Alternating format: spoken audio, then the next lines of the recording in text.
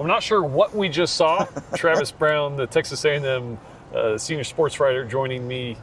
It was a wild one. I mean, Mike Elko said it at the end of the game. He was speechless. I'm kind of speechless right now. I don't really know what we saw. It was a 31-30 victory over South Carolina. The fact that Texas A&M beat South Carolina is not surprising. It is the manner in which they did it, and they were down 30-3 at halftime and somehow pulled away with that win.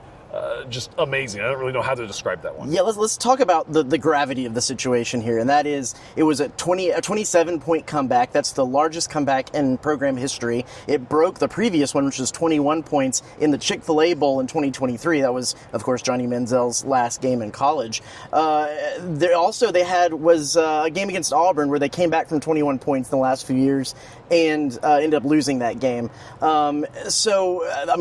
Historic comeback.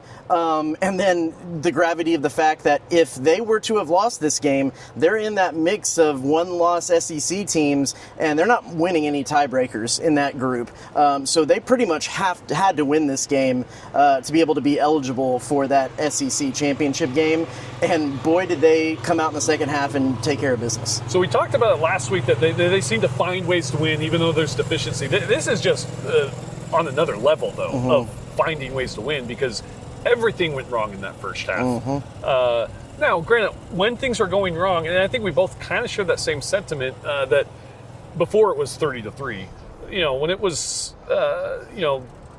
20, 14, 20, I still thought, A&M had a chance to kind of, to turn this thing around. It seemed that, things just really seemed to be going in South Carolina's favor.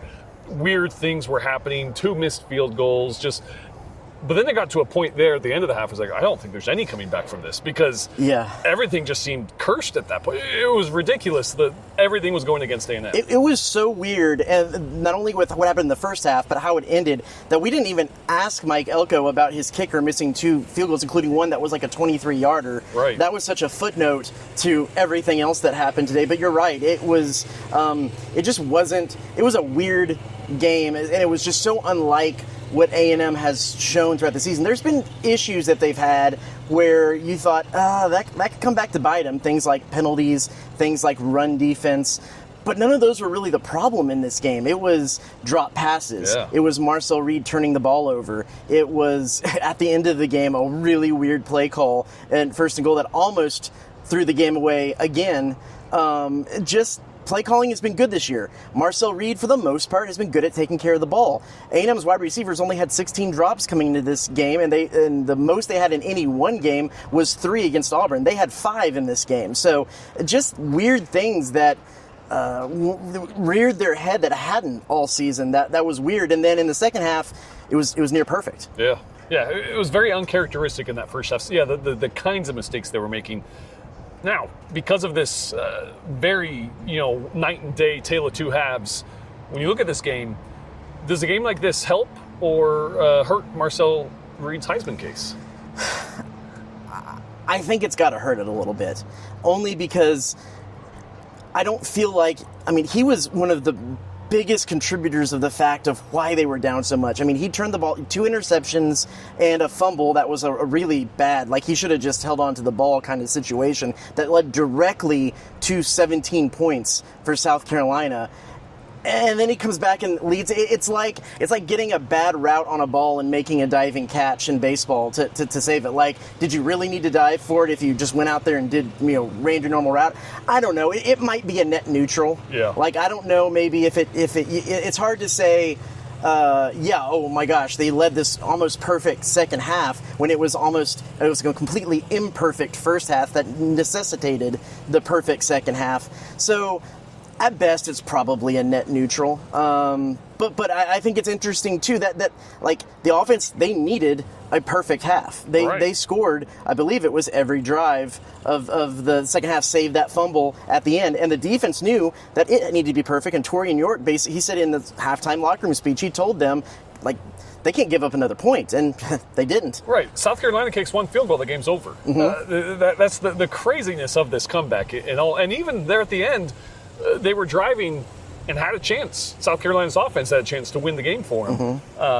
But guys like Cassius Howell, Dayon Hayes, they just got timely sacks and timely plays. It was an impressive defensive effort in the second half, especially for what they allowed Lenora Sellers to do to them in the first half. I believe it was 72 total yards in the second half, and the majority of that was on the fourth. I think it was a 31-yard pass on fourth down to extend that drive there at the end. So like, that's not a lot of yards in the second. I'm no mathematician here. Right. It's not a lot of yards. No. Yeah. So a win like this, now you take a step back and they're 10-0. Again, going into this game, this is where we thought they'd be, just not the way that they would get here. Indiana wins. I don't think there's movement right now. I don't think the fact that they won seems to me like they're kind of safe at 3. I don't know. I mean, do they need to go perfect the rest of the way in order to help themselves in that moving up to a 2 spot maybe in the playoffs? Yeah, I mean, we kind of talked a little bit about this on the midweek at our rankings reaction show. When you look at the way that the committee has talked about this A&M team, especially last week when they said, yeah, you beat a ranked team, but they were on their third string quarterback, so I'm being facetious here. That didn't really count. I don't know if there's enough meat on the bone in these games for them to move up, barring a collapse by Indiana or Ohio State. I think A&M is pretty locked in and pretty stonewalled at 3, unless Indiana or Ohio State just absolutely throws up a goose egg in a game and can't come out of it. So I don't know. I think they're kind of in that position now where they have to hold serve, because all they can really do is drop at this point. They need to just kind of remain consistent. There's not necessarily potentially that carrot on the end of the stick of like, well, moving up to first place with now the other factor of this all too that you have to consider is Mac Rhodes, the chairman, is not there anymore, and they brought on I believe it was Utah's athletic director. So that is one new voice in the room kind of talking about things. That's not necessarily enough to sway, but we don't know how close the votes are on that. So it will be interesting to see if anything seems changed or shaken up with a little bit of a new committee dynamic, but I wouldn't foresee that. So I'm going to say probably A&M is playing to be third place. This is probably, when you look at this game in it itself, is going to be one of the hardest to grade. Look at the receivers. So we talked about Marcel Reed, kind of his Heisman case. I'm going to interrupt real quick to say one thing. The one place where they do have meat on the bone to move up to maybe number 2 is once we get to, we're talking regular season is what I was thinking. If they make it to the SEC title game, the SEC winner, the Big 10 winner are going to be 1 and 2 heading into the playoff. Correct. The losers are probably going to be 3 and 4. So that's where maybe they can make a jump heading into the playoff. Regular season, probably not enough meat on the bone. Gotcha. They go 12-0. They stay put. You need that SEC, you need that conference championship. Now, going back to just kind of this game in a bubble, how do you grade a receiver group that had just drop pass after drop pass in the first half? But then, Casey Concepcion has 158 yards. Ashton Bethel-Roman has over 100 yards, even though he had some bad plays, but ends up having a great game. You have a guy like Isaiah Williams stepping in for Mario Craver, who has a good game. I don't know. How do you look at this? How a unit like that plays? It's kind of that same conversation about Marcel's Heisman. Like it all evens out probably to like a B plus, because like some of the stuff was so bad in the first half and some of the stuff was so good in the second half. I think when you look at some of the things, especially with Isaiah Williams, some of the things, Casey, we know what Casey can do. There was some great scheming out there. That one touchdown play was perfect, getting a safety into an isolation position where the guy was running a vertical, caught the eye of the safety, and then Isaiah Williams was able to run around the low defender on a wheel route and was just wide open. A great and the thing about it too here that helped the wide receivers, Marcel Reed had some of his best passes of the season. He had some of his worst passes of the season, And he had some of his best passes of the season. I mean, that Ashton Bethel Roman laying out for in the back of the. I mean, that was a great play. The KC pass early in the game, another great play. The thing for both the wide receivers and for Marcel Reed is that passing game. I mean, the running game was non-existent, but passing game is what really caused them the most mistakes.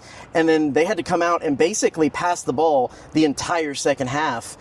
And there really wasn't another mistake, save for that little fumble situation at the end. But that's more scheme, I think, than the players. I don't know. It was impressive how easily they were able to kind of flush what happened in the first half and basically come out in the second. I was thinking when the team was running out, like, what would I say as a coach? What would Mike Elko maybe have said? And I kind of thought, like, what's the better than to say, like, okay, let's just like redo.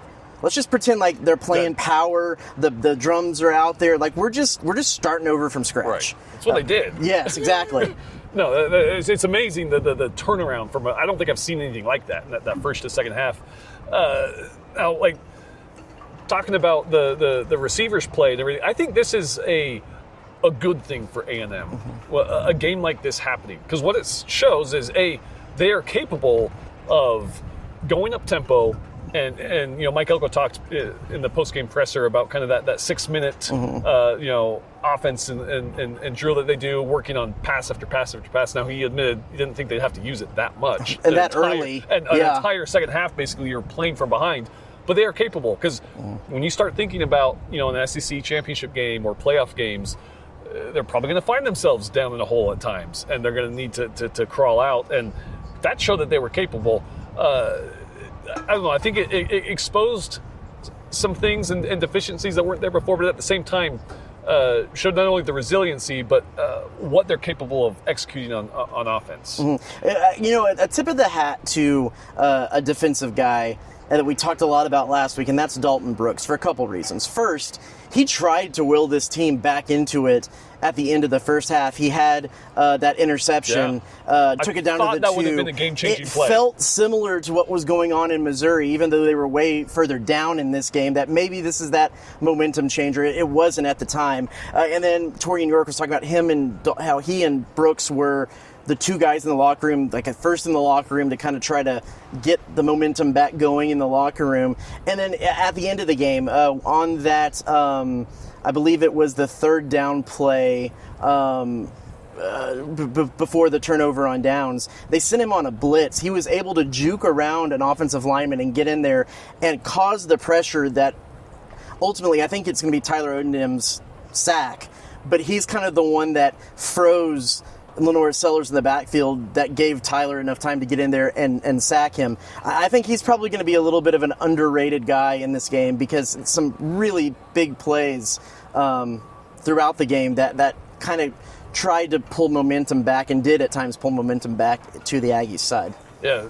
Defense, Dalton came up big. It was funny that interception, I was thinking at the time, like, wow, this is a kind of a game-changing momentum swinging play. The momentum didn't swing till later because, the interception and weird things happening. But I remember thinking at that time because big interception return and doesn't score.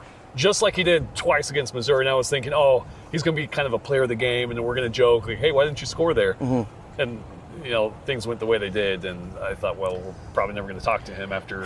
Yeah. But they ended up winning the game, which, again, was just remarkable. Yeah, two interesting points I want to bring up. First, we have to mention the fact that before the game started, there was reports from multiple national outlets, Ross Dellinger, Pete Thamel, to name two in particular, that Mike Elko was close to finalizing a new deal with A&M. Of course, there's reports out there that the likes of like Penn State might be looking to try to move him away from A&M. So there's reports came out. A&M's athletic communications told the gathered media that they would not be taking any questions on contracts, so we didn't get any kind of more information on that. They kind of hinted at the fact that might be addressed on Monday.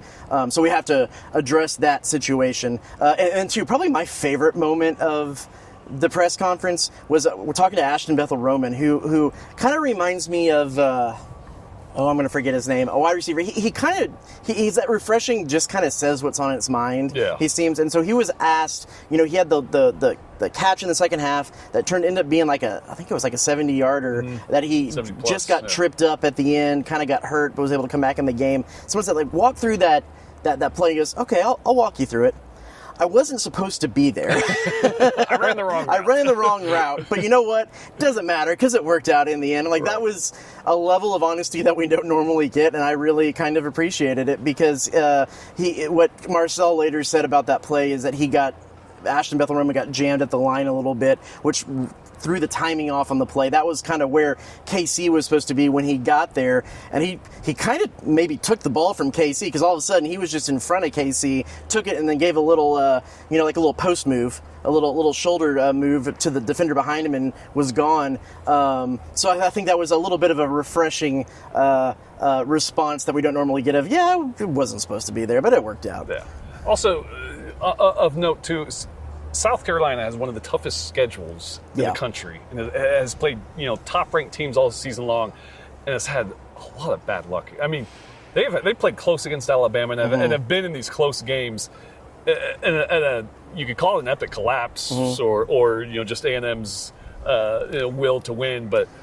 I don't know if I've seen anything like that from a South Carolina No, and you want to talk about flipping the narrative. A&M has always been the team that falls off the cliff in November. Shane Beamer came into this game 6-1 in November against ranked opponents. South Carolina, no matter what their season is, they beat ranked opponents in November. A&M was a victim of that last year, and so the odds in that sense of things were in South Carolina's favor to pull off the upset because that's just what Shane Beamer's South Carolina does. Just like this was the first time in 282 tries or something like that an SEC team's come back from 27 points. It's only the second time that Shane Beamer's given up a ranked loss in November. That's just kind of what he does. I guess that's another sign of how the tides have changed a little bit. The battered Aggie syndrome is slowly kind of dissipating from fans. Not all the way, but it's. I think at 10-0 you're pretty safe. Well, and I think this game might have put them through it a little bit again. That's true. It might have revamped a little bit. So it'll take a dominating win next week against Samford to kind of dispel a little bit, and then of course Lone Star Showdown, which we're all looking forward to, kind of how that regular season ends. But 31-30, wildest game I think I've covered, biggest comeback in Texas A&M history. We'll be back at it next week for the final guaranteed home game here at Kyle Field. Again, 11 o'clock next Saturday against Samford. But for Travis Brown, I'm Tyler Shaw.